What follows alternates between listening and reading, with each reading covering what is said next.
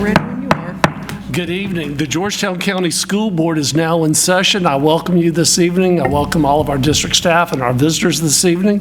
The first order of business is the moment of silence, followed by the Pledge of Allegiance. Please stand.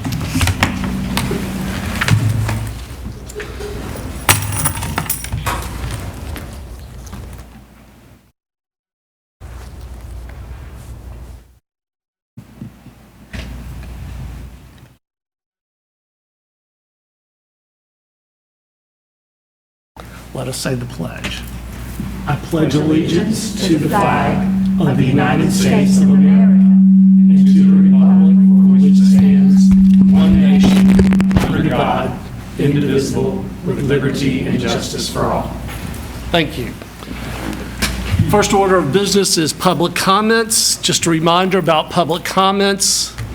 Comments or requests should be brief and to the point as possible and shall not exceed 3 minutes and must not mention specific names of students or personnel. Public comments will be aired live, but the board typically will not respond to individual comments. And we have one speaker this evening, Mr. Gibson.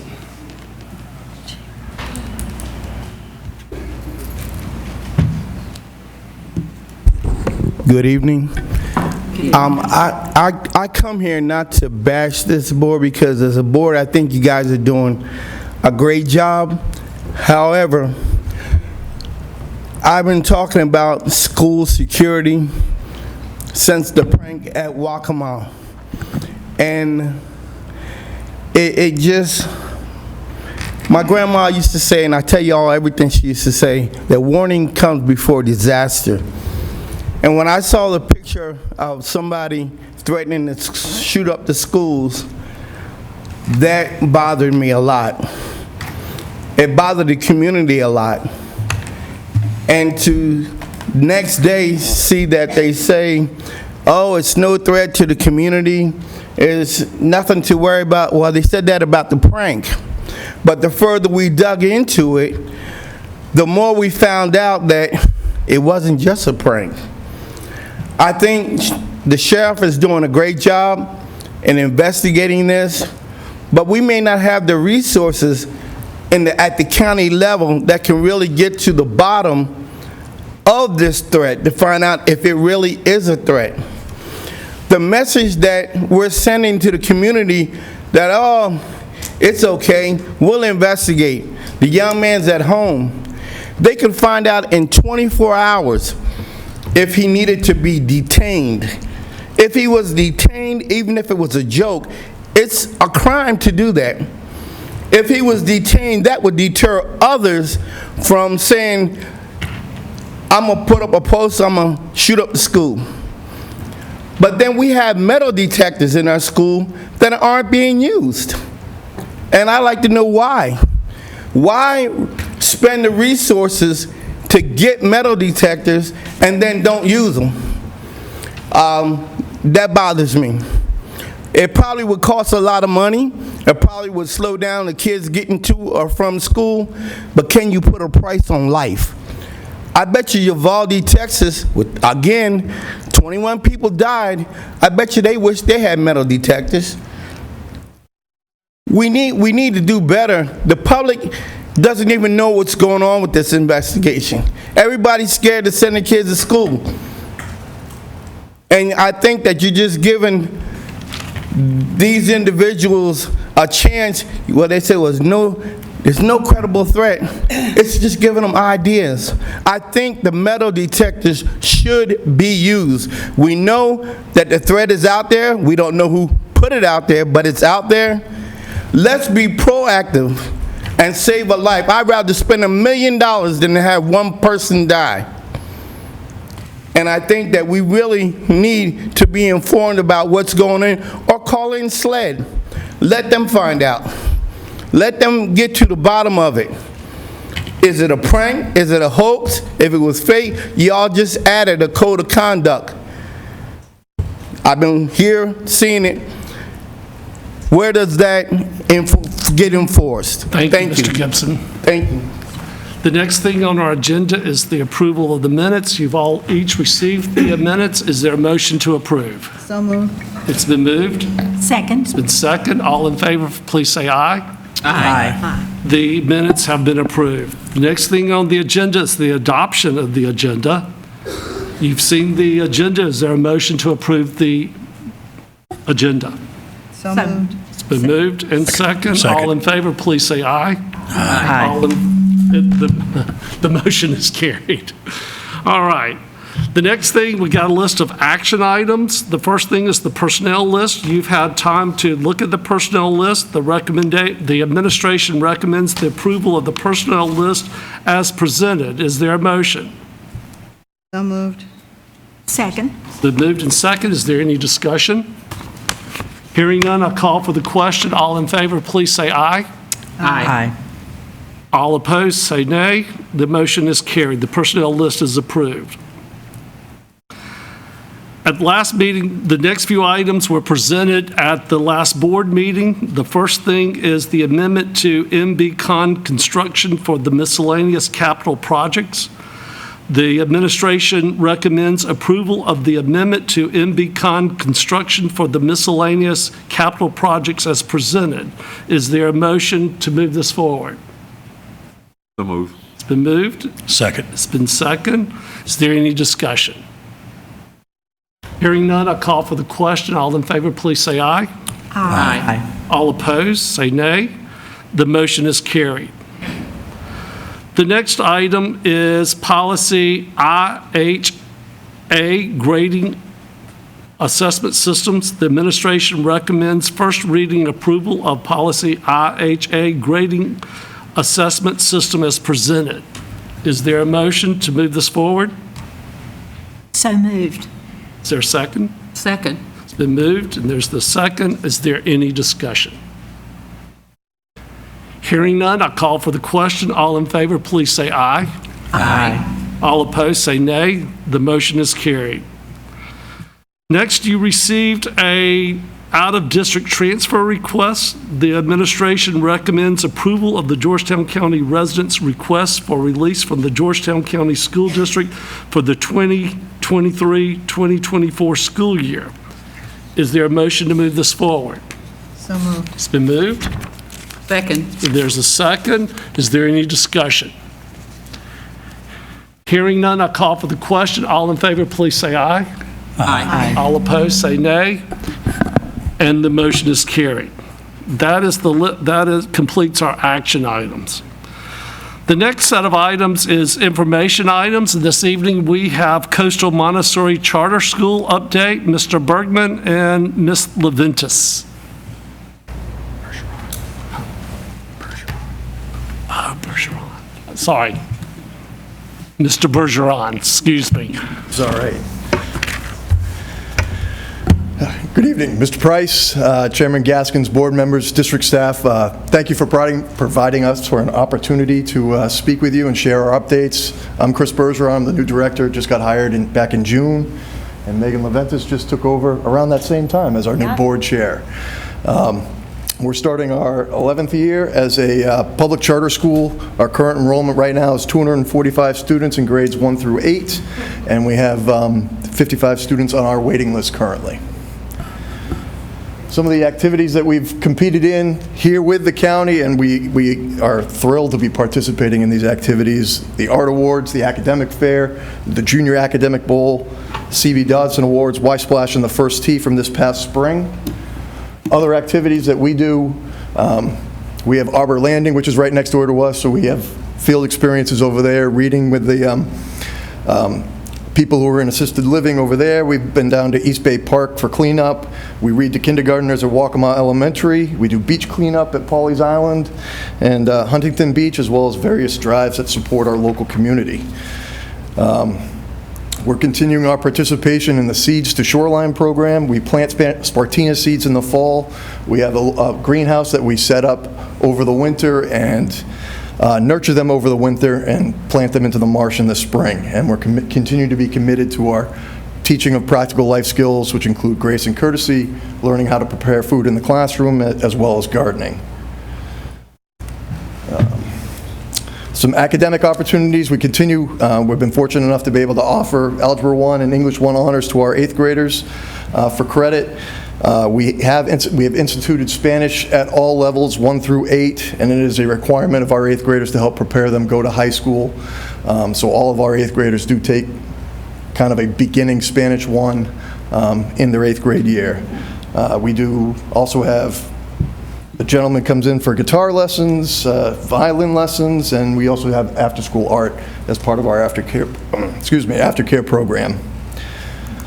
Some other opportunities where we went off campus include Black River Cypress Preserve, kayaking out on the Black River. Our 6th graders go to the Montessori Model United Nations in New York. They prepare for that all year long. And this past year, our middle schoolers went to Catalina Island Marine Institute in California over the spring break to learn about marine and aquatic life out in California. We're excited about several opportunities coming up to us this fall. We just got an email from the district about the 4th graders' trip to the Harriet Tubman statue and the one-woman presentation. We're also excited about the traveling exhibit, which is Justice for All.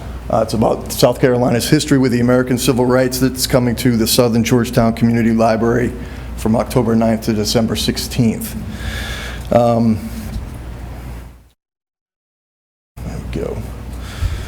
Our enrollment has changed over the last few years, and that's as a result of the marketing campaigns that we have been conducting over the past few years.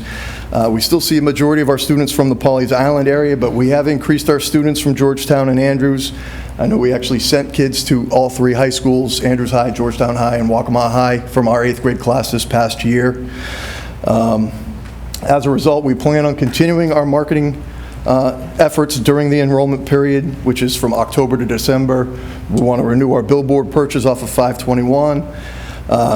Certainly going to distribute our marketing materials to our county libraries, and we're going to include the park and recreation facilities this year, and we're going to continue our mailing campaign to all homes within 5 miles of each elementary school within the district.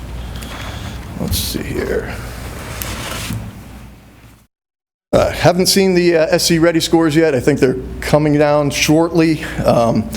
But these are our Spring iReady scores. Our students exceeded their growth goals in reading by 11% overall as a school this past year. We did an outstanding job. Our teachers and our reading coach and the interventionists really focused on reading, and we're going to continue to do that this year. But we're going to add an added emphasis on math this year.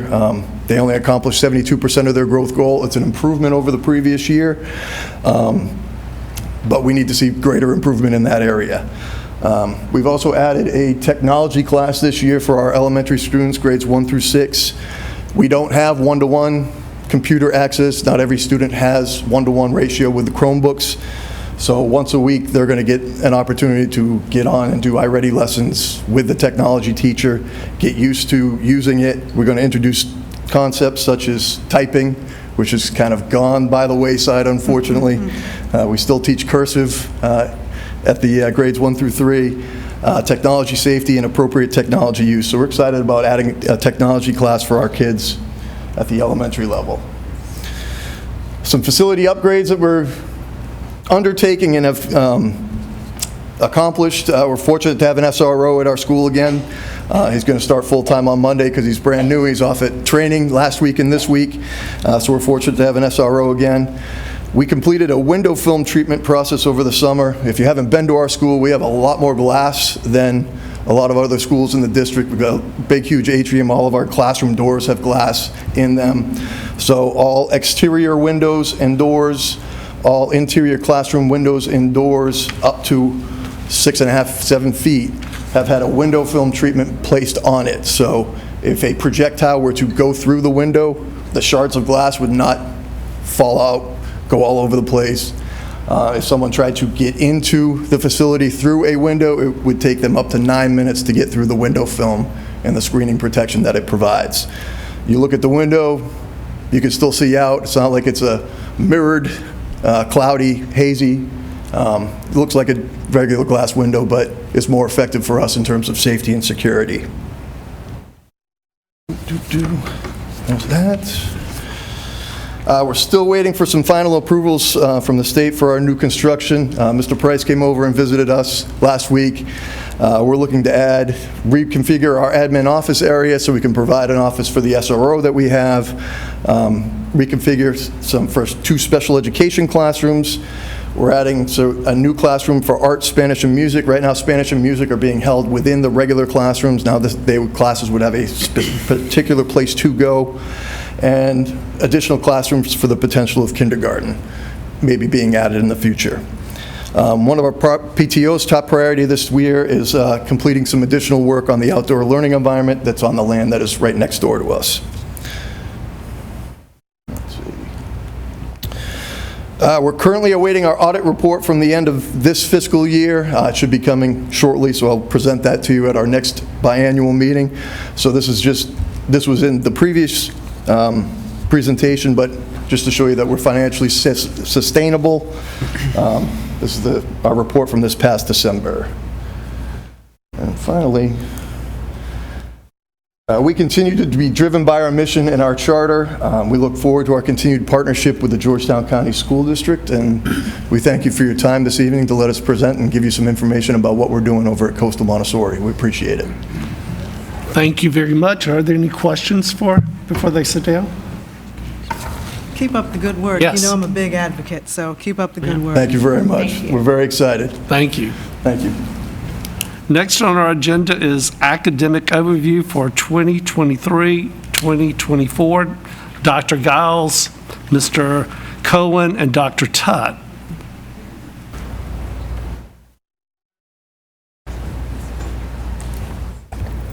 Good afternoon, Chairman Gaskins, members of the board, Mr. Price, District Administration. This afternoon, members of our team will provide an overview that includes program updates, curricular updates, professional development, and consulting services. First, however, we will begin with a summary of our summer programs. Dr. Tutt and Mr. Coynes will elaborate further about elementary and secondary, but very quickly I would like to highlight that we hosted Shark Tank again this summer, which replicates our popular TV series. We hosted Extended School Year for Special Services students, the Multilingual Learning Program for our multilingual students, and summer beach programs. So special thanks for Dr. Vereen, Mr. Kaviris, and Dr. Green, as well as Ms. Smith for being the lead district contacts on these programs. Mr. Coynes will now elaborate on the elementary program. Good evening. As you all know, Act 284, the Read to Succeed Act, requires that a student must be retained in third grade if the student fails to demonstrate reading proficiency at the end of third grade, as indicated by the SC Ready test. One of the many components of the Read to Succeed Act is the Reading Camp, which we offer every summer. During the summer, Reading Camp students will be taught by highly qualified teachers at their respective sites. They are engaged in reading, writing, phonics, listening, research skills, among other things. This year we were fortunate where we added some enrichment activities. We had technology, art, physical education, and one site actually had yoga as well. The chart before you displays the Reading Camp sites and the number of students at each site, along with the attendance rate and averages at each site.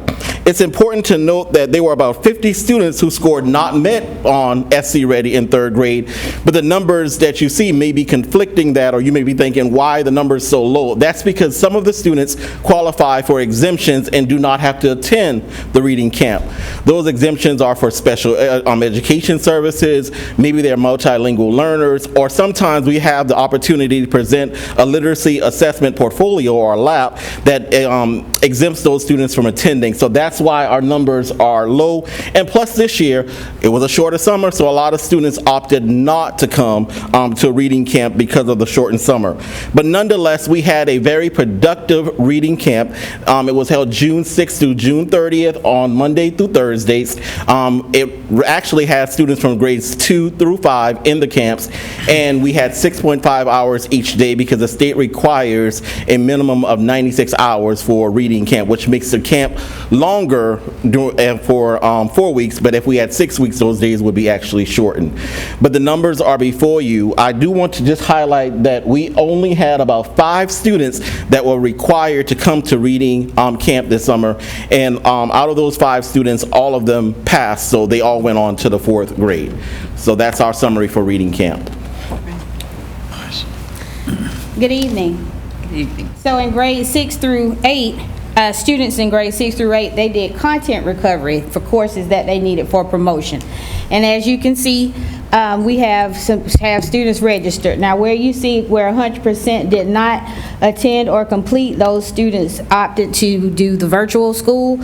So they completed their summer school through virtual school. And then we had one student who was dismissed for behavior. And then at the high school, they do the credit recovery course subjects needed for graduation. They do that with the APEX curriculum where they're online throughout the day. And so as you can see, these are our numbers for the high school, and we did have a great completion rate there. With Waccamaw, once again, those students opted for online for their summer school. May I ask a question, Dr. Tutt? Hope I can answer. Yeah, I know that hearing some of the principals talk about, we had issues with meeting the attendance requirement. And I know some of the high schools had some, I know for sure Andrews High School had a program this summer to make up attendance. Is that an issue, an ongoing issue with attendance in high school? So from my observation, one of the things that Dr. Giles asked me to work on when I got here was FAs, which is failure due to attendance. And so Mark Frechette pulled a report for us, the number of students who were FA attendance, and then the number of 10 or more absences. So we're having a meeting tomorrow with the high school principals to talk about that for the year, go over the guidelines, the expectations, our expectations for what we call seat time recovery or attendance recovery, which could be Saturday school, the power lunch, before school, after school, and cleanup dates with our data clerks to ensure that we're not at the end of the year trying to clean up attendance that students had already made up. I know this last week or earlier, I think it was last week, there was an article in the Post and Courier, and this is a nationwide issue with attendance since COVID, and I just wonder how this is affecting not only high school, middle school, and elementary with us. Is that still a struggle that we're dealing with? Yes, sir. And Dr. Giles and I have been working on this for a couple of years now, that during COVID, attendance was relaxed. Oh, yeah. Now that we're out of COVID, attendance is a state requirement. You are allowed a certain number of absences, and if you exceed that number, it doesn't matter what grade you earned in the course, you get a failure due to absences. So if a student has a 95 average and they have 18 absences and they're only allowed 10, they get a failure due to absences. But what the state does allow is seat time recovery programs. Even in elementary? Elementary seat time's not a requirement in elementary. It's for Carnegie unit courses. It's for those high school courses and any in middle school that they take for high school credit. It's not, seat time's not a requirement in elementary. It's very specific when it comes to those high school credit classes. But the state does allow seat time recovery programs, and that's what we've employed. And that was new, holding students accountable. Yeah. And what our schools have been doing, and Dr. Giles or Dr. Tutt may be able to speak more directly to this, they've been warning and warning and warning yeah, I'm sure. and warning. And then when it's time to get the report card and you see an FA, well, the reason they didn't get the credit that they thought they were going to get is because they exceeded their absences. And our schools offered multiple opportunities I for saw students to that. come in and make up seat time. That was evident across the district this year. Okay, thank you. You will. Is that seat time, Keith, on Saturdays? Is that when they're able to get some seat time credit hours? During the school year, it could be after school hours or on Saturdays. During the summer, it could be at any point. You can't offer seat time recovery during the normal school day. So if I'm a senior and I've got an early dismissal, I can't start my seat time makeup until after regular dismissal time. Gotcha. But Saturday is an option. I'm not sure if we have schools that offer Saturdays, as we do. They're nodding their heads. So yes, it is an option. Great. Thank you. And I thank Dr. Tutt, she came on board, and that was one of the things we were faced with this summer, is addressing failure due to attendance. So she, Dr. Barano, and Dr. Vereen took the reins on that effort. Diving into this school year, we'll begin with our priorities. Linked is in this presentation is our academic recovery plan. Each school district is required to submit an academic recovery plan in 2021, and it's to be updated annually. The data update will be shared when the embargo is lifted, but provided, however, are targeted goals and instructional strategies, professional learning efforts, as well as specific timelines, and this all aligns with our strategic plan. So within this academic recovery plan, we have 4 goals, and the 4 goals are tied to iReady in our elementary grades, as well as SC Ready in our elementary and middle grades, and then our graduation rate in our high schools. Again, so as we look at our data and as we look at our needs, we've enveloped our priorities around those. So our priorities include building leadership and instructional capacity, strengthening our core curriculum, as well as strengthening our intervention and support services. Mr. Coynes and Dr. Tutt, they are the eyeballs on this, so we ask that they present specifically our elementary schools. Mr. Coynes and Dr. Tutt will highlight components specific to our secondary schools. So this is not an all-inclusive list, but just a brief summary of some of the things that are happening in some of our elementary schools, or all of our elementary schools, but some are receiving more services than others based on their data. And beginning with the Palmetto Literacy Priority Schools, and we have 4 schools in our district that have been identified as PLP schools. That's Andrews Elementary, McDonald Elementary, Plantersville Elementary, and Sampit Elementary. And about 4 years ago, based on our data, these schools were identified, and at first, when the first PLP schools were identified, we received a literacy consultant from the state. Things have changed and funding has changed, so now it's more of professional development for all of these schools that is uniformed across the state of South Carolina. So those schools are now engaged in the LETTERS cohort, or they're part of the first LETTERS cohort. And LETTERS stands for Language Essential for Teachers of Reading and Spelling. And these teachers and staff members at these schools, along with the principals, are actually engaged in this professional development. And if you were to go to these schools and ask them about it, they will be able to tell you about it, because they actually are very engaged and they enjoy it so much. So much so that we will be moving towards, or the state is moving towards, having all of our schools be participants in the LETTERS cohort, which is going to be something that is going to be coming in the near future. Also, we are strengthening our professional learning communities. We used to call them PLTs, but now you're going to hear PLCs. We decided over the summer that the community term was better than the team term. So that's going to be something that we're strengthening this year. We also, at the elementary schools, have been utilizing the everyday math curriculum for the past 2 years now, and we have a consultant group called Beyond the Classroom that's going to be still helping us with that process. Literacy, we're still utilizing Dr. Linda Mook, who has been phenomenal, and one of the things that we are grateful for is that all of our schools are receiving the same professional development from the same consultants. Now, the times may vary and the frequency may vary based on funding and other things, things of that nature, but everyone has the same opportunities for the same professional development across the district. So everyone benefits from the same thing. Also, instructional coaching. We have invested, or you all have invested, in a coach at every school for us, and we are grateful for that. But now we're moving towards having the coach being a facilitator in meetings, but actually going into classrooms and modeling and co-teaching and doing things of that nature, because as you all know, if you haven't heard, we have embraced unencumbered time. which means our time during the school day is reduced greatly, so we have to get more in-class professional development than out-of-class professional development. And that's just a brief snapshot of what's happening in our elementary schools. There's much, much more that we can tell you, but if you have any questions at this time, I'll be glad to answer.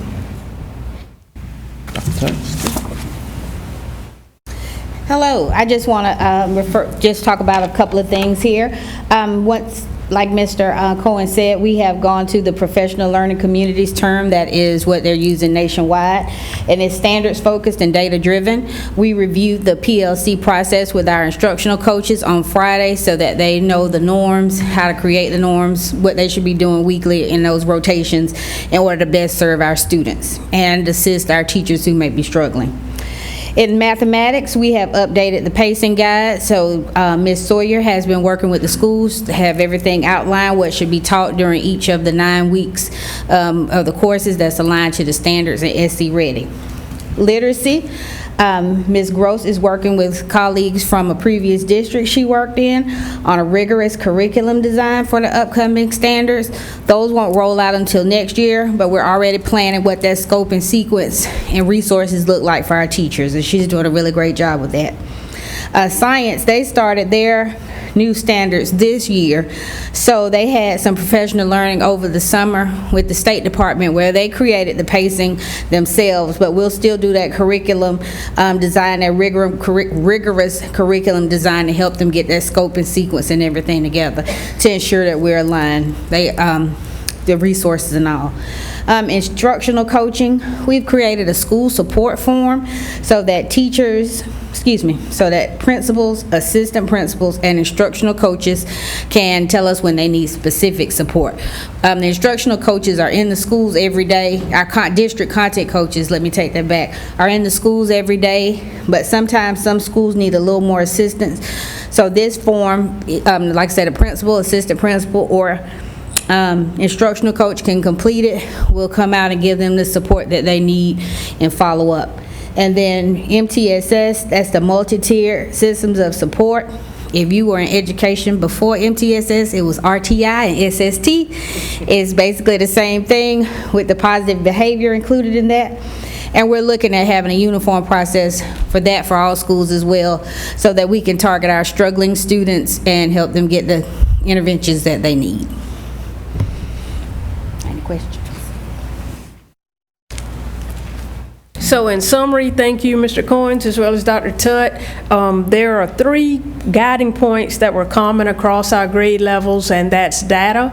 Our district our state, is moving towards a growth model index versus an achievement model. So we're working on how to determine that and look at our students' growth. So our I-ready scores will be very, very important in helping us to ascertain whether our students are not only achieving, but they're growing.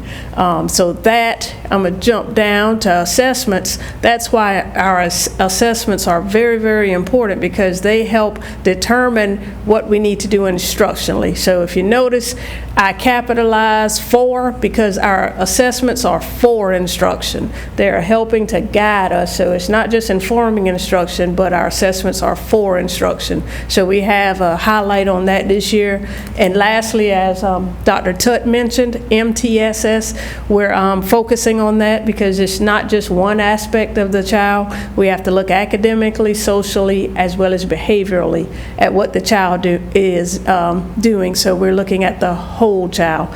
Those are the components that we're highlighting or we're focusing on this school year. Certainly there are several things that we need to do, but we want to focus on those 3 points, looking at gains in those areas. Are there any questions for us? Thank you. I appreciate all the work you guys are doing. Thank you for your leadership. School safety update, Mr. Walters.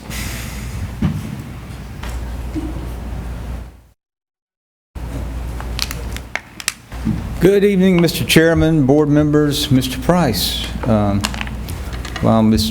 Kibler gets us set up here, we're going to give you a little update on kind of where we are at the start of the school year, as we do with each school year.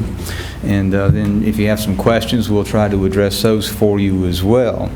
What we want to start with here tonight is talking about our emergency drill policy that you enacted last year. As you recall, the state passed a law that said that there had to be a minimum of 2 fire drills, 2 weather drills, and 2 emergency drills, active shooter drills, if you will. We reviewed that, and you decided that you wanted more than what the minimum was, and so you enacted this policy that says that we're going to have fire drills every month. We're going to have 3 active shooter drills a year, including 1 within the first 10 days of school, and then also the mandated weather drills. So we've been having lockdown drills last week and this week, getting students prepared for that and trained for that right out the gate, first thing. Monthly building assessments, though, is something that's in that policy that kind of gets overlooked a little bit, but to me is equally important because it shows that we're being vigilant throughout the year and looking at the status of our buildings, not only from a maintenance standpoint, but also from a physical security standpoint. This is one we really don't talk about a lot, and I wanted to include it because we've been dealing with it since school started, and that's weather safety, and that's something that also falls under our department. So we do have a heat policy. It's not a board policy, but it is a heat policy that we share with all of our administrators, with our athletic directors, our coaches. We developed it a few years ago in conjunction with our Safe Sports School accreditation process, that all of our high schools have been accredited nationally as safe sports schools, and we've renewed that each time it's come up. One of the things that goes with that is having heat policies and procedures. So we've been reinforcing that, and we've also been out monitoring compliance with that, because nobody wants to have to be the one that has to call a parent and say, EMS just took your child to the hospital for dehydration or worse. Hopefully we're going to get a little break from that after today, but we'll maintain keeping an eye on that.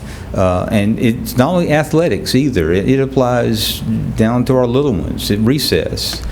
There's heat index limits. There's limits on how long they can be outside, the supervision that goes with it. So I think this is something that kind of gets overlooked. We have a cold weather policy. Thankfully, we don't have to use it nearly as much as the heat policy, but we do monitor that in those situations. You all know about floods and hurricanes. We certainly deal with that. I think right after I got here is when it started. It seemed like we had a flood or a hurricane every year. But we have policies and procedures in place, and that gets into a lot, too, of when we make decisions about, do we delay opening school? Do we dismiss early? Do we close school? There's a lot of factors that go in those decisions, but it's not just, guessing with it. We consult with the National Weather Service. I've got a direct line to the folks in Wilmington that service our area. We even call our buddy Ed Piotrowski. So we check all the sources we can, and we put a lot of time and effort in making those decisions. It's not something that's just made lightly. So we monitor all of these weather situations, and we work with Mr. Price and the other senior district administration to make sure that we're keeping our kids and staff safe. This is one, though, that grabs people's attention the most, and that's dealing with active shooters. We're actually, even though the statute calls it that, the terminology now is more active intruder or active assailant, because unfortunately we see that they use weapons other than firearms. So it's not always a shooter that's involved. But all public schools have to undergo active shooter training. In working with our law enforcement agencies, thank goodness now we've got an SRO in every school. But also they've added additional trainers at the Sheriff's Office and the Police Department so that they can go in and handle this instruction piece for us. And so what they'll be doing, the SRO will get with their departmental training officers, and at their faculty and staff meetings, then they'll undergo this training. And it entails more than just locks, lights, out of sight, as our protocol does. It actually goes into some of the history of these sort of incidents, lessons learned from some of them. So the idea is that you think through some of these things. And then by reinforcing it with the drills, it kind of develops a muscle memory so that you know how to respond, and heaven forbid that we ever actually have to deal with one of these things. We do a school safety assessment checklist. This is done by the school staff, the administration, building manager, other staff folks. And before school starts, in the first week or so when school starts and everybody's back in the building, they go through, and this is about a 9-page checklist that they have to walk through and do this assessment. And it's got, I guess, close to 100 categories on it of things that they have to look for. Mr. Evans knows when the checklist goes out the facilities department because the work orders start piling in, because when they start looking more closely at things, they'll see something that maybe they didn't catch the first time around during the summer. And that's the purpose behind it, is to get a fresh set of eyes and a team approach into looking at that to see, is there anything we need to do that we haven't done already? So this is part of our annual preschool and first part of school process. The other thing that they do is at the school level is that they provide us with their site maps. And you can see on this example here that we ask them not only to have the room numbers on it, but who's assigned to it for the year. And then we provide these to all the first responder agencies, and they keep them where they're readily accessible, because if somebody's calling 911, we don't know if they're going to say something's happening in room 137, or if they're going to say it's in Mr. Smith's room or Miss Jones' room. So this gives them a way to dispatch and for the responders to pull up, see where that location is, and determine the best, fastest way to get in and provide whatever needs to be done for it. I'm going to ask Mr. Stuckey to come up now. So a few years ago, we were looking at programs to address bullying. And so doing that research, we came across the Oveus anti-bullying program.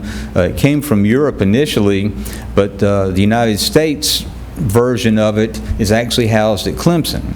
And so we sent Mr. Stuckey and Mr. Barber, and they became certified instructors. And so I wanted to invite him up and let him tell you a little bit about where that program is. This has been a multi-year effort, but now is fully engaged. Chairman Gaskin, Mr. Price, board members, good evening. To bring everybody up to speed on where we are, I think we're in a good spot when it comes to going forward with Oveus. Thank you, Ms. Ackerman and Ms. Smith, for your work behind the scenes. Every school, with the exception of one, is on board now. It's an elementary school. We got mixed up, and I'll take the hit for that one, but we got confused with the counselors, everybody moving around, so to speak, and we didn't want to overlap the classes of third grade with a fourth grade. The consultants from Clemson advised against it, so we didn't do it. But in the upcoming future, before October, we're going to give them all the attention they need, myself and Mr. Barber, to get them on point. But every school is on board now. Every other school is on board now. Last year, from October through December, is when everybody started doing the surveys for the student population, okay? When the surveys were done, they forwarded them to Hazelden Publishing, and they've already gotten the feedback. We hadn't heard anything negative on why this can't be done or that can't be done, so that's a good thing. Everybody's gotten their feedback, and that feedback will tell the administrators and the Oveus Bullying Committee at each school the hot spots according to the students, okay?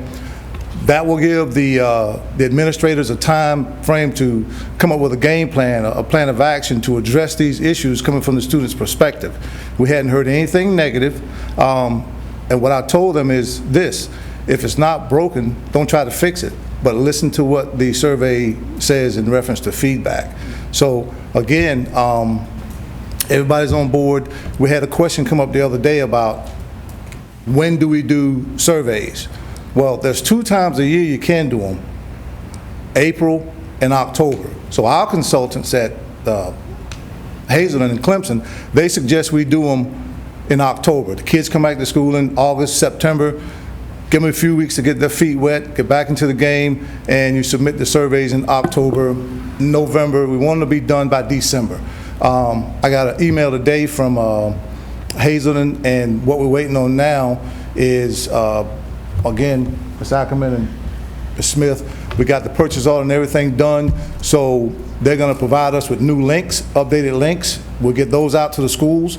They can provide the surveys. Hopefully, they can do them before October, but if they want to wait till October, that's plenty of time. And once they get the surveys in, they distribute them to the student population, do the same process all over again, and wait on the feedback. And the feedback coming back from Hazelden is not long. It's about 2 weeks. And they'll have all the feedback they need. And it's a lot of feedback. So that's where we are. Right now, I think we're in a good spot going forward with OVAS. Okay? Thank you, Mr. Stuckey. And we want to emphasize, too, that while the Safety Department is helping the schools implement it, it's not a Safety Department program. It is a school-based program. Each school has its own committee that's responsible for working with the administration on the implementation of it. And I think probably one of the key takeaways that we've gotten out of this over the last couple of years is that a lot of behavior that people call bullying isn't bullying. And so that is part of what we worked on in addressing in the discipline code, is that making distinction between which behaviors are and are not. But there's classroom level lessons and engagement that goes along with this. So it's something that they can get a lot out of it. It takes putting something into it as well. And we're happy that we can, with Ms. Smith helping us with the funding, and with Mr. Stuckey and Mr. Barber providing support to the schools, that we can keep this program going. Now, this is something here, threat assessment teams is something that was mandated in the budget proviso, and because they haven't got around to putting it into law yet, and COVID is partly responsible for this. What it says, each school will have key staff members that make a threat assessment team. So a few years ago, I was part of the state committee that we wrote the first threat assessment manual for South Carolina schools. We started training, including train the trainers, and then COVID hit, and that kind of put the brakes on all of it. So this year, we got it back out. We started looking to see who was trained and trying to get this going again. The first thing we saw was we needed to update that manual, because we've learned a lot in that 3 or 4 years since that first edition came out. And so this summer, we got a working group gathered again at the state level, and we have rewritten that manual. Right now, it is still in the State Department. The legal people got to look through it, vet the work we've done. There's already been some refresher course trainings for people like myself who are already instructors for this. But each school will have its own threat assessment team, and you can see it doesn't take a large number of people to do that. The idea behind it is that as these situations come up, essentially there's a short screening tool, and then if it meets certain criteria, a longer evaluation. The screening tool is looking at these situations that pop up. Did the person make a threat, or do they pose a threat? Because a lot of times people say things, and that's what they've done, is they've said something, but it's not something where they could actually pose a threat. There are situations where people do pose threats, but that's what this helps to work with. And so getting this implemented at the school level is going to help with those evaluations. We do this to some extent now. We don't use the formal documents that the State Department uses, but I know in my department, we're working with schools every day on situations like this, where people say something or they post something, and then there has to be an evaluation take place with it. And you notice as part of these teams, it includes the SRO, and so we always make sure that law enforcement is part of any threat assessment that we do, along with mental health people or counselors or behavior folks and such. We have an emergency operations plan. This is a little different from some of the other things that we talk about, and what this is that it's an all-encompassing document, and it complies with the National Incident Management System, NIMS. And so what it does, it describes what we're going to do broadly in any type of emergency or critical incident situation. How are we going to staff? How are we going to do financing? How are we going to get materials? All that's covered in the broad plan. Then there's another section that's called a specific hazard annex. And that's where you get into things that we more commonly think about, whether it's a weather emergency, whether it's you need to lock down a campus for a medical emergency, any number of situations, if it's an intruder situation. Those specific hazard annexes are where tell you what to do in those situations and how you're going to do it. So that's where the more direction comes in for that. So we have a district level one of these. We share it with our school administrators. They in turn can add their school specific information to it. Give an example, the specific one, for instance, is chemical emergencies. Most schools don't have to think about that. What have we got between this building and the middle school and high school? Water treatment plant, right? They got all kinds of chemicals in there. So with that, we have to have a chemical emergency plan ready, so if there's a chlorine spill or something, that we're ready to address that. So we try to look at all of those things. This has to be reviewed every year, and we have to submit it to the state that we've had not only our district folks have looked at it, but also our first responder agencies. So this summer, as we do each summer, this is some training photos from Carvers Bay High, where we had the sheriff's office out there, and we were doing active assailant training. And again, every time something like this happens, we learn something new, and that changes the tactics and the strategies, but also the tactics. So where once upon a time, back in my law enforcement days, the idea was you waited till the SWAT team got there, and then we all went in as a team. Now we know that every second that delay in going in, bap, bap, bap, somebody is getting harmed. So now, if you're one person by yourself, you go in and you neutralize the threat. And so you can see in the photos here, there's team level training, but there's also individual level training. If you're the first one there and you hear shots fired, you go to the sound of the gunfire. So we work with them on that. We also have, though, a classroom day that we hold in here, and we had all the SROs present. And then we brought in Chief Deputy Solicitor Hickson from the Solicitor's Office. We brought in Director Melissa Bell from the Department of Juvenile Justice. We had several of our in-house folks. And we give them legal updates, situational updates, things that they need to know every day, and then also stressing with them what their role is. By law now, every SRO, there's a memorandum of understanding. It has to be shared with the SRO and with the principal of the school, outlining what their duties are. Because what had happened was, in the past, you'd have a superintendent, the chief or sheriff sign it, and nobody else saw it and knew what was in it. And so the people who actually were the boots on the ground didn't know where the lines were. And so that's where we get into, as we talked about in here before, that SROs aren't there for discipline. SROs aren't necessarily there, they're not there to try to arrest people. They're there to protect people. Now, unfortunately, sometimes it may lead to that, but that's their primary goal, is to provide protection, to be mentors, to help educate, and be positive role models.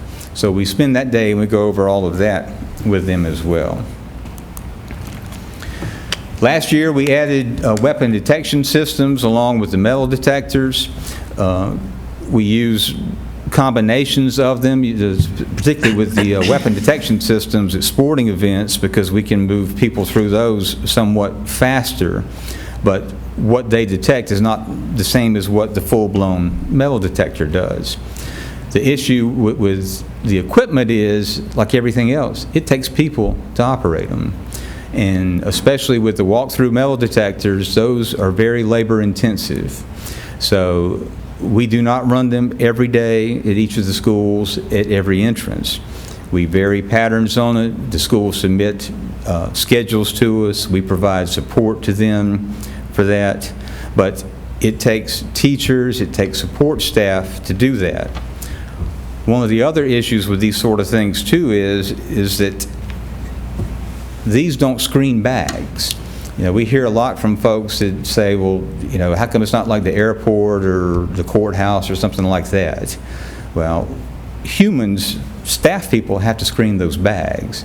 And so that also brings in the potential for human error. We've certainly seen that in other places in South Carolina and elsewhere. So we use these to the extent that our staffing allows.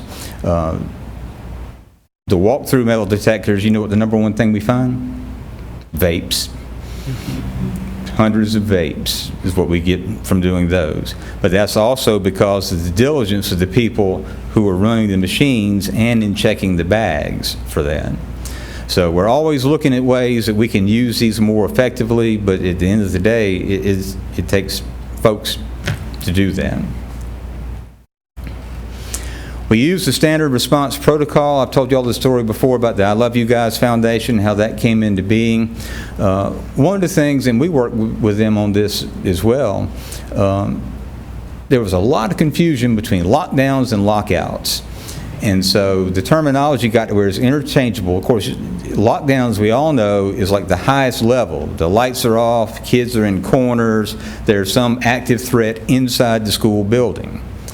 Lockdown was when something was outside the building, you're merely taking precautions for it. You know, if somebody jumped out of a car and ran because they robbed a convenience store around the corner down there, then under the old terminology, we would have called that a lockout. Bring people inside, make sure the perimeter's secure, but go on about your day. Well, unfortunately, though, as things get spread in the news media, social media, word of mouth, those terms got intermixed. And so we would put out something saying we placed the school on lockout. Next thing you know, oh, the school's in lockdown, what's going on? So, and this was not just us, it was everywhere. So in reviewing it, I Love You Guys came up with this. They said, let's just get rid of lockout, no more confusion. We're going to use hold. If there's something inside, we need to keep you in your room and clear the halls. Most commonly, it's like a medical emergency. If you need to get EMS and a stretcher down the hallway, clear the halls out. Secure is what we used to think of as a lockout, is locking outside doors, making sure everybody is inside, but normal activities continue.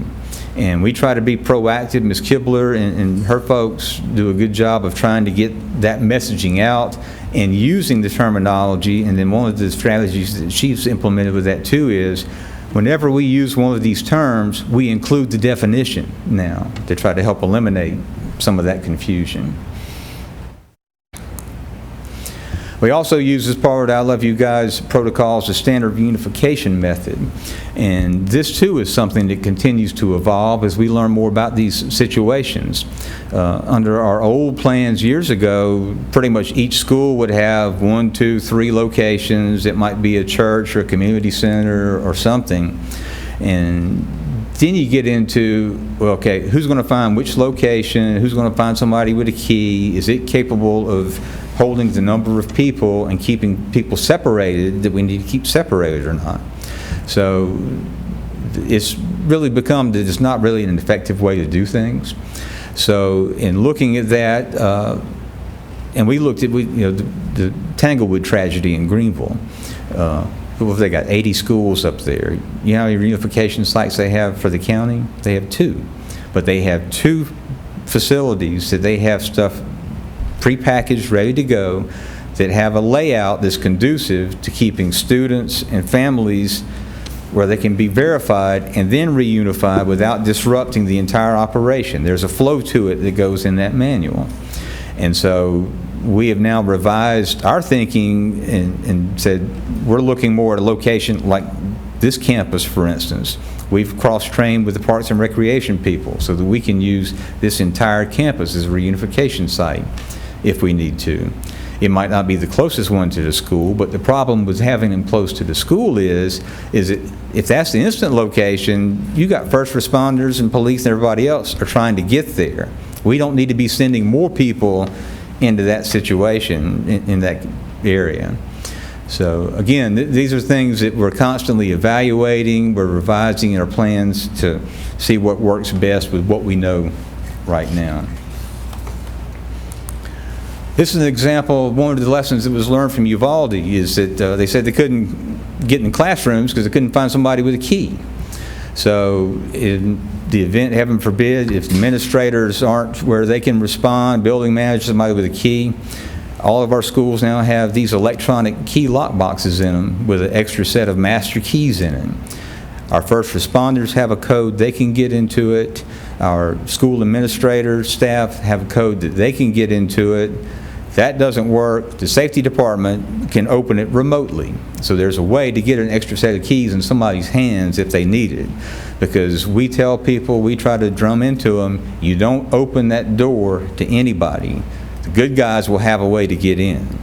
And we've seen incidents where bad guys have gone up there and either try to say it themselves or get a staff member to say, oh, it's okay, open the door. And so this is one of those lessons learned for us. Stop it out. You know, we went to this a couple of years ago. We used to have Quick Tip. This does a lot more. It provides resources. It can direct people straight to the suicide hotline, for instance. We don't talk about self-harm probably as much as we should. It also has the ability to upload pictures and documents to it. The best feature is that it will allow us to respond back to the reporter while protecting their anonymity. So if they put something in, we can essentially send a text message back to them through the app and either ask for clarifying questions, more information, but assure them that unless they choose to reveal who they are, that we can't find that out. And it gets used. I can tell you it was used today. It gets used regularly. And we're continuing to try to educate not only our students, but our parents and community members too, that this is a way to do it that will help. But, and this is our staff stuff, but you know, we talked about a lot of stuff so far, but what we don't spend enough time talking about is our people. You know, the safety department has a responsibility to help keep our schools safe, but we're a staff of 4. The people that keep our schools safe are our teachers. They make sure the doors are closed and locked. They're providing supervision on the playgrounds at arrival and dismissal. They're working the metal detectors. Our administrators who are building relationships with students so that student feels comfortable to come up and tell them, look at what I saw on social media, or somebody told me they're thinking about hurting themselves. Our counselors, again, building relationships. People are what keep our schools safe, and the people in the schools are the ones that do it. And so our job every day is to do our best to support them to do what they're doing and to thank them for what they're doing. And I also want to take a minute though and thank you, because of the support you provide is that you allow us to get some of these things we've discussed tonight. You allow us the funds to get the training, to get the staff. You know, we didn't have this many folks when I came on board. We keep adding as resources allow to it and as we find out more about it. It's constantly evolving, and it's going to continue. So we appreciate your support for what you're doing for us to help in keeping our schools safe. And with that, I'd be glad to try to answer any questions you may have. Thank you, Mr. Walters, for all the work that you and your staff that you do. It's very important work that you guys do, and you're definitely right. It's the people in the building that we really depend on to keep our kids safe. Keeping doors locked, following the protocols, and being aware of that. You know, as Mr. Price knows, I'm a stickler when I go in buildings and classroom doors are unlocked. He usually gets a text. Folks have told me when I've gone to visit, oh, Mr. Gaskins was just here and he was rattling doorknobs. I know. I do that because, you know, I think about that. Yeah. You know, it keeps me up at night. It's good to reinforce that message. I mean, that's the important part, is the basics. Keeping doors closed. Mr. Moore. Yeah, I just have a question. What does it look like far as determining that a threat is not a threat? What's the practice? All right, so that's a great question, and maybe this might help clear up not only some misconceptions, but maybe some misinformation as well.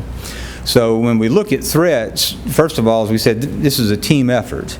And so some of these things that have happened recently, and I'm not talking about this school year in particular, but even last school year, is that an evaluation is made. Now, a threat can be substantiated, which means that some evidence has been found to say there's something to it. Or it can be unsubstantiated, which means we can't say that there's anything to it or not because we can't find anything. Now, this determination, usually the final word on that comes from law enforcement. We have an opinion and a voice, but they make that ultimate call. Unfounded means there's absolutely nothing to it. Then there's credible and not credible. So, for instance, if somebody says that I'm going to blow up the school with a nuclear bomb, well, that's not credible at all. If somebody gives other information that's specific and there's something that we're back to substantiate. If we can substantiate it, then it can be credible. So we choose those terms very carefully. We let law enforcement tell us their preference on whether it's substantiated, unsubstantiated, credible, not credible, or unfounded. And then we work very closely with them in our messaging so that we're doing it consistently with what goes out. A lot of times you'll see that we'll just share their message. We don't release any information about whether something's credible, not credible, substantiated, unsubstantiated, until and unless they've done it. Because the last thing we need to do is impede or interfere with their investigation. So I can tell you that we've been up at night, many nights, sometimes all night, working with them, not only the investigative piece of it, but also on the messaging piece of it. Did that answer your question? Did I over-answer your question? You over-answered. No, just kidding. Thank you very much. Anybody else? I just wanted to basically make a comment and thank you and your team and everybody. I mean, even when I worked in the district, I've never felt unsafe in a school. Visiting schools, I've never felt unsafe. And it's mind-boggling all the things that you have to do to keep up with. You know, I can be in my classroom and say, well, I need to close the door, I need to, tell the kids and do all that, but you all are, keeping constant updating. So thank you for that. Thank you for keeping our children safe and our teachers safe. And Thank you very much, Mr. Walters.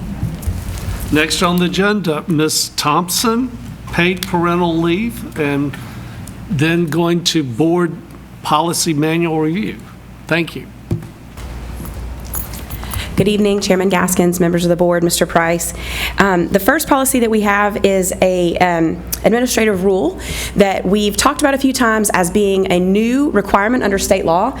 I think this is an exciting one because this is the requirement under state law that all state employees, including school district employees, be given 6 weeks of paid parental leave for the mother, for the person who's giving birth, and for the secondary caregiver or for their spouse, their co-parent, that person is entitled to 2 weeks of paid leave.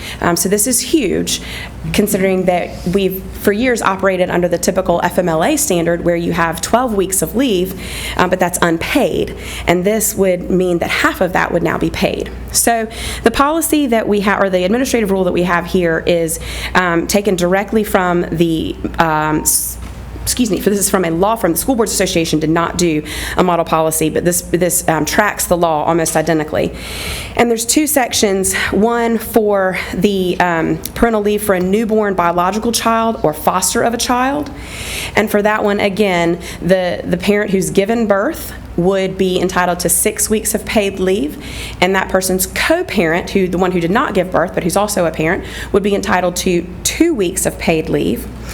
And that leave must be taken consecutively within the first year. So it doesn't mean that the mother or father has to take their leave immediately after birth, but they do have to take it within the first year. It expires after that 12-month period has ended. For those who are going to be fostering a child, they do not have to take their leave consecutively. They can take it in 1-week segments as they need for the fostering purpose.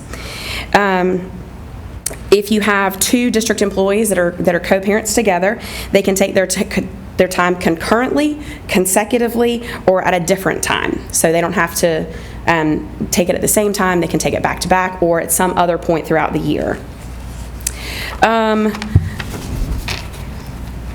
If there is a district holiday or vacation, like a winter break, a spring break, that sort of thing, it does not count against these 6 weeks.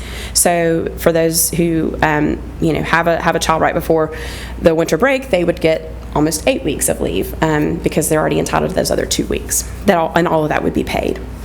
And I'm going to skip over, there's a part that's in italics right there, but I'm going to skip over that for just a second. The next piece is about paid parental leave for the adoption of a child. And for this one, they break it down into the primary caregiver and the secondary caregiver.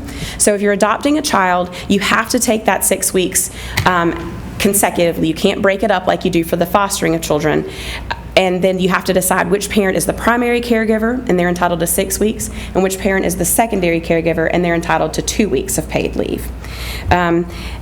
So those are the main pieces of the new law and the new administrative rule. And there's really only one place where you have an opportunity as a board to make a decision one way or the other. The rest of it is required by state law, and there's not a lot of choice. But if Ms. Kibberler doesn't mind scrolling back up, thank you. So where it's italicized, we have when an eligible district employee's entitlement to leave under this policy extends beyond their designated term of employment for their contractual term, and for us that means extends beyond June 30th of a calendar year, they can continue their paid parental leave into the subsequent contractual term, meaning when school picks back up in the fall, if they took 2 weeks before school, or if they've had the baby during the summer, they still get the remainder or all of that 6 weeks at the beginning of the next school year. So if you had a baby in May and you took 4 weeks in May, you get your whole summer, and then you get 2 more weeks in August. Or if you had your baby in June, you would still get 6 weeks in August and September. That is one option. The other option, and this is a much less popular option, is that when the school year ends, the employee's entitlement to leave ends. So if you have your baby the last day of school, you don't get any of the 6 weeks of leave. You would just take whatever your summer break is, and then if you have any sick leave saved up or that sort of thing, you could take that out of your sick leave time in the fall. But that's the two distinctions there that you can choose. Either employees would get to take their leave in the next school year, whatever they haven't taken in the previous school year out of that 6 weeks, or it ends at the school year. And like I said, the first choice is by far the more popular choice. I believe Mr. Jenkins kind of did an informal survey and only found that there was one surrounding district in our area that was doing the second choice.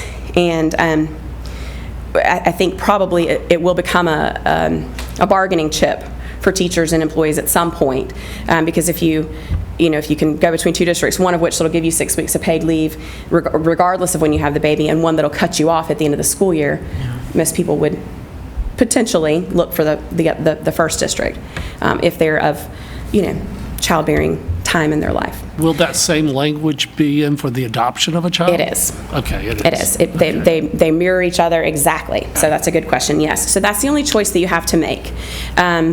And again, administration would recommend the first, where it carries over from year to year, but that would be a decision that you all could help us to.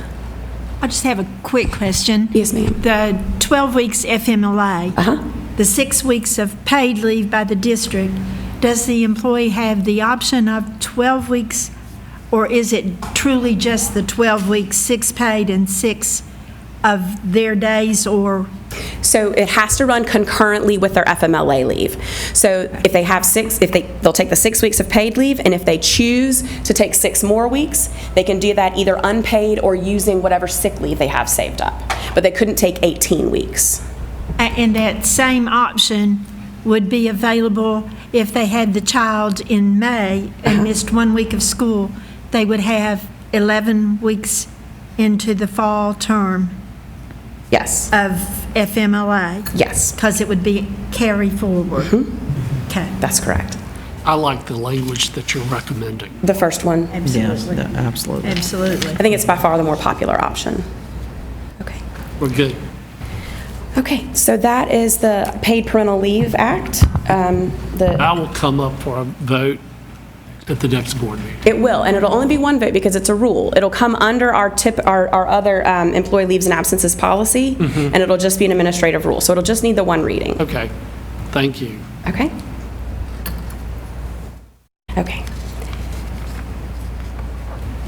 And then the next batch of policies are the continuation of the review of the entire policy manual, picking up where we left off several months ago. The first one is policy BBC, board member resignation. And to that one, I've added some language recommended by the School Boards Association. It's already in our policy on unexpired term fulfillment, but just to be consistent with other folks, they do recommend that we add that sentence in there about if your permanent residence ceases to be in your voting district, a vacancy is created, and then it has to be treated like a regular resignation. And then the normal part would remain that we already had, that the board member would submit their resignation in writing 30 days prior to the termination of their tenure. So that's the suggested language for that one. Looks good. The next one is policy BBD, board member removal from office. And this one's an easy one. It used to be that state law allowed for districts with county boards of education for the county board to remove board members from individual school boards. There's only 2 counties left in South Carolina that continue to have county boards of education. The rest of us are all split up into individual district boards. So that language was basically null and void for almost everyone. And in addition, the state legislature passed a new law saying that the governor can remove a school board member for those listed reasons there. So if you petition to the governor, he can, or on his own accord, remove somebody who willfully commits or engages in chronic unexcused absenteeism, misconduct in office, persistent neglect of duty, misfeasance, malfeasance, conflicts of interest, or is medically incompetent or medically incapacitated. And so those really just track the change in the law from the old county boards of education can remove to now the governor can remove.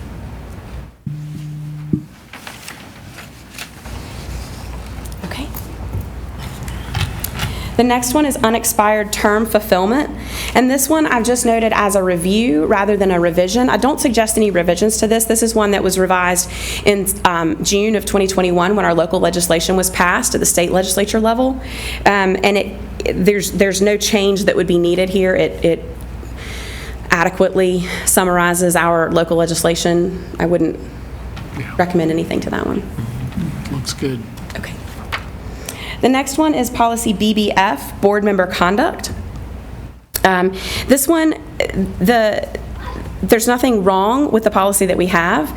The School Boards Association just recommends the additional language that I've added that's underlined. Nothing and nothing contradicts what we have. It just kind of beefs up and adds to what we have right now. Looks good. Okay. Any questions on that one? I don't know if you want me to go line by line or. No. Okay. No one wants that. I've read it. Perfect. Okay. The next one is policy BBFA, board member conflict of interest. This one also would be a review rather than a revision. What we have currently tracks identically what's in the State Ethics Act and tracks exactly what the School Boards Association recommends. It's a very good summary of the Ethics Act, which is a fairly long piece of legislation, and this is a good, succinct, concise summary of it. And you can see at the very top, it says that all transactions have to be in accordance with the State Ethics Act. And then, of course, the State Ethics Act is referenced all throughout the rest of the policy. And I say that because the next piece is Exhibit BBFA-E, Board Member Conflict of Interest. And my recommendation is that we remove this piece entirely because, one, I think the policy sums it up just fine. It references and says you have to abide by the State Ethics Act. And then this one picks pieces of the Ethics Act to number out 1 through 9, but not all of the Ethics Act. So it's kind of an obscure, sort of arbitrary reference to certain pieces of the law. So it's certainly not necessary to have the exhibit, and I believe that the policy itself is completely sufficient for state law purposes. I think so too. Yeah, looks good. Yeah. Thank you. And that's all I have. That's it. Okay, thank y'all very much. And next on our agenda is Board Superintendent comments or requests. Well, I just wanted to say, our board chair, encouraged us last time to go and visit all the schools, or visit schools that we could during the first couple of weeks, and I was able to get out to several schools, and it's always a joy to be able to get out to the schools and see what's going on, and to, kind of feel the excitement that the kids are experiencing, and, some of them are dealing with locker issues and, those kind of things, but it's really great to see the teamwork that's going on. It's wonderful to see the teachers and the students interacting. I just have a full appreciation for our teachers and the school administrators at each school. Our principals, I think, have done an outstanding job getting their schools ready, and I appreciate all of them. I appreciate the district staff and everyone for making sure that our students got off to a good start this current school year. So thank you to everyone. I can add to that. I had planned to go to more schools on my day off, but I got caught up in Maryville Elementary, and we had such a it was just so much fun. We had such a fantastic time with their houses and all of that, and I spoke to several teachers, and they talked about how they're just having such a good time. They love going to work, the kids are excited, and it was just a great place to be. I said, I want to go hang out with them every Friday, because it was just good. And I will second all that. I made it to every school. It was very exciting. People were happy, smiling. I think there was some good things too. In the 2 days for teachers to get back into it, I think the calendar by going back on Thursday, I'd like to say that was a very good move, because I think that everybody was so excited for those 2 days that they didn't get so tired. And then the first week back, all you saw were people right back into doing what they did every day. And I thought, what a great job. I think our folks are doing an excellent job of getting our students right back on track and ready to go. And I can't say enough thank yous, because I think everybody has done an outstanding job. And just one final comment, I'm very excited about our school calendar, and I shared with Mr. Price yesterday, you probably saw the news where Charleston County School District is looking at a modified school calendar. They have several proposals for it upcoming, so maybe we're trendsetters in the low country. Could be. So that's very exciting. Mr. Price. Thank you, Mr. Chair, and ladies and gentlemen of the board. I'll just echo some of the comments that have already been mentioned. Other than a few hiccups along the way, we have gotten off to a largely successful school opening. As we move through our second full week of school and wrap up our 10th full day, it's great to see smiling students, teachers, and staff riding buses and walking the halls. I want to thank all staff for their hard work that helped us have a successful start, and send best wishes to all as we settle into another school year. Since our last board meeting, we have approved and shared our class of 2024 graduation dates for those who like to plan ahead. Adult education will be May 23rd. Then we will break for the weekend and Memorial Day, and then we will have one each evening of the week, Tuesday through Friday, with Carver's Bay on the 28th of May, then Georgetown on the 29th, Waccamaw on the 30th, and Andrews on the 31st. Thank you, Mr. Chair. Thank you. And if there's nothing else, we stand adjourned. Right.